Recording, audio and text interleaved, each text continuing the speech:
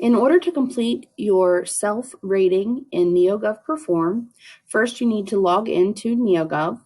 And once you're in there, make sure that at the top it says PE Perform, and then you will be on your dashboard. If you are logged into any other platform on NEOGOV, just click here and it will have a drop down so you can select Perform. But once you're on your dashboard in NEOGOV Perform, you have two different dashboards. You have your evaluation dashboard and your goal dashboard.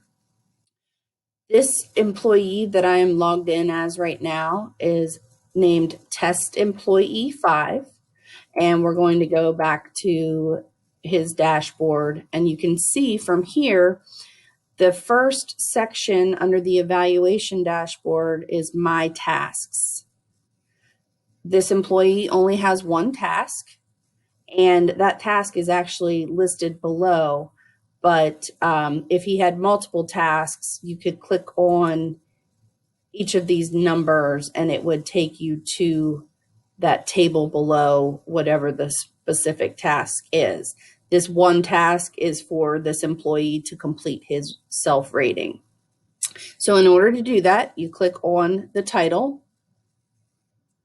for the rating for appraisal for staff for Test Employee 5, and this pulls up the evaluation page. If you noticed on the left-hand side, there is this red alert icon that indicates this section is what needs to be completed. And it does have us defaulted to that page. So this employee has his current employee goals listed, and he needs to do the ratings on these goals. So click on the first goal for evaluation FY21, and it will pop out this rating scale. The employee can choose three options: goal met, goal partially met, or goal not met. And we're going to go ahead and select goal met, and you'll notice it changed to a green checkbox. And this comment section is now outlined in red. So it is required that the employee enter comments here.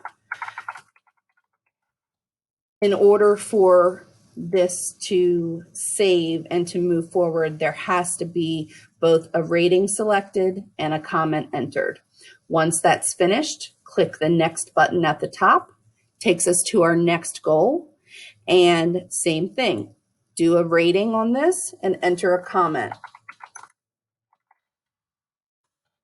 Obviously, you'll put in a little bit more information than that, but for our purposes today, I'm just going to show you what needs to be done in order to move through the self-rating.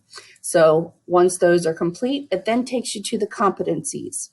Now you'll notice these competencies are not outlined in red, so it is not required that the employee complete these.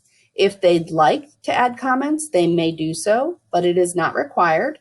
You can click through the next button to get to each one, or previous if you need to go back.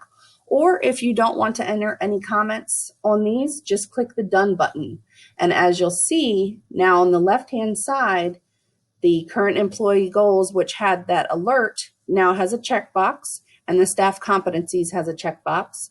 So the employee has completed all their requirements, and now all they need to do is click Submit Evaluation. This pop-up will show up and it will verify that you're ready to submit, and then you click Continue to do so.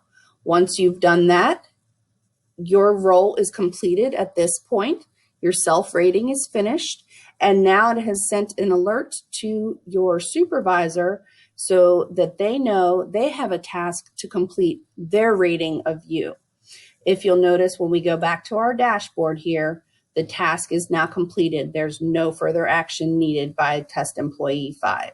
They've completed their self-rating, and now the ball is in their supervisor's court to move forward with the performance evaluation.